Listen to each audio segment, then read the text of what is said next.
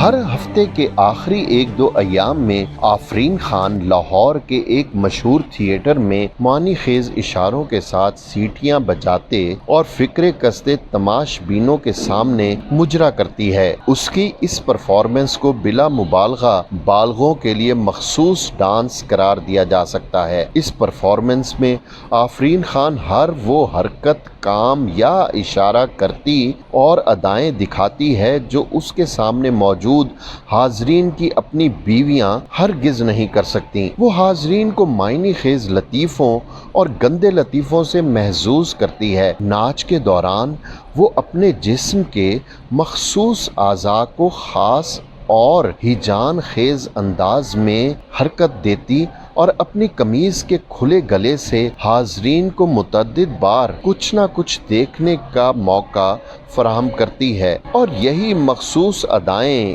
اشارے اور کاروباری فراخ دلی اس کی کامیابی اور شہرت کا راز ہے۔ مگر یہ آفرین خان آخر کون ہے، کہاں سے آئی اور اسے اپنے اس کام سے کراہت کیوں نہیں ہوتی جو اس کے سامنے موجود تماش بینوں کے جذبات کو بھڑکانے کے علاوہ کچھ نہیں دے سکتا؟ آفرین خان کا کہنا ہے کہ اس کام یعنی مجرے نے اسے مالی طور پر مستحکم کیا ہے۔ وہ اتنا کماتی ہے کہ اس کے طبقے کی کسی عورت کا اس طریقے کے بغیر اتنا پیسہ کمانا ناممکن ہے۔ آفرین بتاتی ہیں، 2013 میں اوکاڑا ایک تقریب میں پرفارم کرتے ہوئے میرے ساتھ ایک ناخوشگوار واقعہ پیش آیا تھا۔ چند مسلح افراد نے تقریب پر دھاوا بول دیا اور وہاں موجود شائقین کو وہاں سے بھگا دیا اور پھر اس کے ساتھ نازیبا حرکات کیں۔ اسی وقت میں نے فیصلہ کیا مجھے یہاں سے نکلنا ہے اور کسی بڑے شہر میں جا کر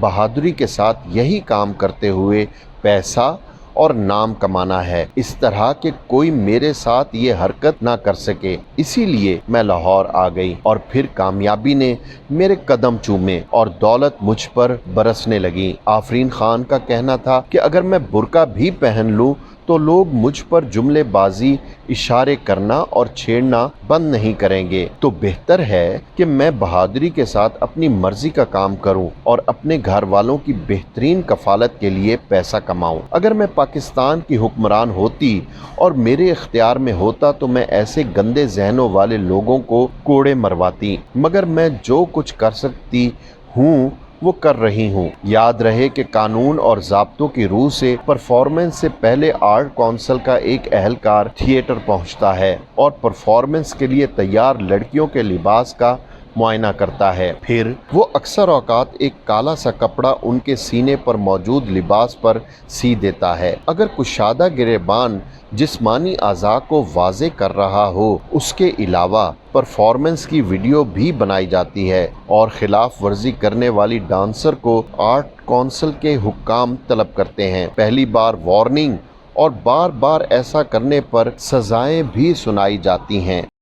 جس کا اصل نام غزالہ ہے، ان دنوں اپنی والدہ بلقیس المعروف بلو کے ساتھ ہر شام اسٹوڈیو گھوما کرتی تھی۔ شکل و صورت اچھی تھی، اسے ڈانس کا بھی بے حد شوق تھا۔ جن دنوں میری نرگس سے ملاقات ہوئی، یہ خورشید بائی نامی ماسٹر سے ڈانس سیکھ رہی تھی۔ نرگس کا آبائی گھر ملتان روڈ پر واقع اسٹوڈیوز کے سامنے محلہ سید پور میں تھا، لیکن ان دنوں فلم انڈسٹری میں قسمت آزمائی کی خاطر انہوں نے نیلم بلاک 2.5 مرلے کا ایک گھر کرائے پر لے رکھا تھا۔ مجھے یاد ہے کہ ان دنوں نرگس بھارتی اداکارہ وجنتی مالا پر فلم بند گیت ہونٹوں پہ ایسی بات میں دبا کے چلی آئی تیار کر رہی تھی۔ کئی بار ایسا ہوا نرگس اس گانے پر ڈانس کر رہی ہوتی تھی اور میں 2.5 مرلے کے اس گھر کے تنگ ڈرائنگ روم میں بطور مہمان خصوصی موجود ہوتا تھا۔ ریما کے خلاف اپنے منصوبے پر عمل درآمد کے لیے نرگس مجھے انتہائی موزوں دکھائی دی، لہٰذا میں نے فلم انڈسٹری کی مقبول قیادت کے خلاف IGI بنائی اور تحریک عدم اعتماد برپا کر دی۔